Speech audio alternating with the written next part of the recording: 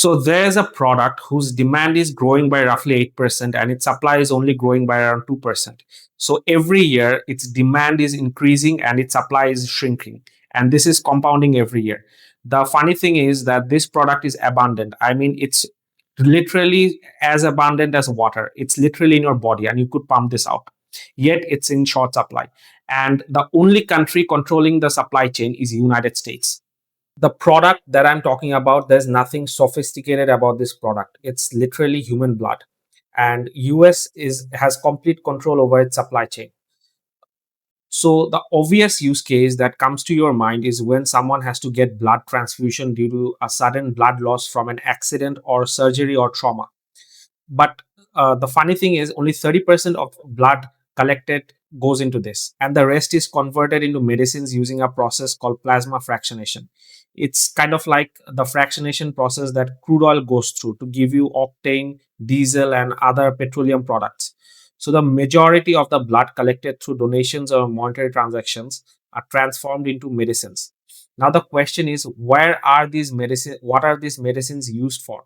One of the medicine is immunoglobulin. This is used for patients with immune system disorders. I mean, people who cannot create antibodies to fight common diseases such as cold or flu. Then we have medicines like albumin, which is used for stabilizing blood pressure due to sudden blood loss from an accident. Then we have medicines which help people with clotting issues. I mean, people who cannot stop bleeding. There are roughly 400 million people suffering from such health issues, and the market size for blood related products is close to $15 billion. Here's the problem: demand is growing at 8 to 10% per year, but supply is growing at only 2 to 3%. This shortfall is growing every year.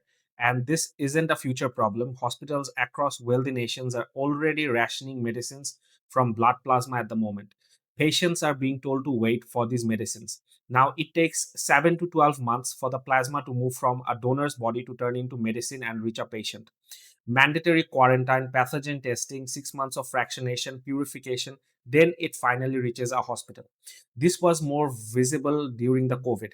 The supply chain broke during 2020 and the impact was felt across hospitals around the globe. So, if the US stopped collections today, then the world would start feeling the shortage after 1 year.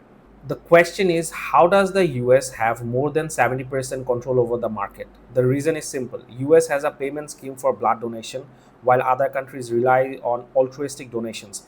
I mean, donations without payment. People don't feel motivated for regular blood donations. Now, this is where it gets more interesting. Canada banned paid donations, calling it exploitation. But Canada then imports over 80% of its plasma medicines from the US. The UK's NHS distributes plasma medicines made from paid US donations. So these ethics mongers are outsourcing their blood collection from US. Now let me show you who's really benefiting from this shortage. Along the Texas-Mexico border, there are more than 40 plasma donation centers. 60 to 90% of donors are Mexican citizens crossing on tourist visas.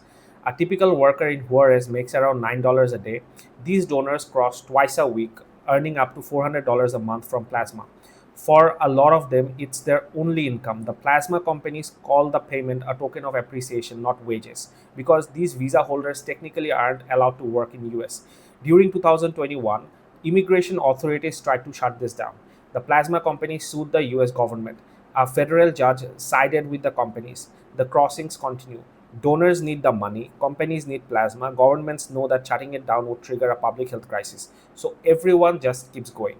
Now let's look at who's profiting from this supply chain bottleneck and shortage. There are three companies who control the majority of the global plasma fractionation market. One is Australian, one is Spanish, and the third one is Japanese.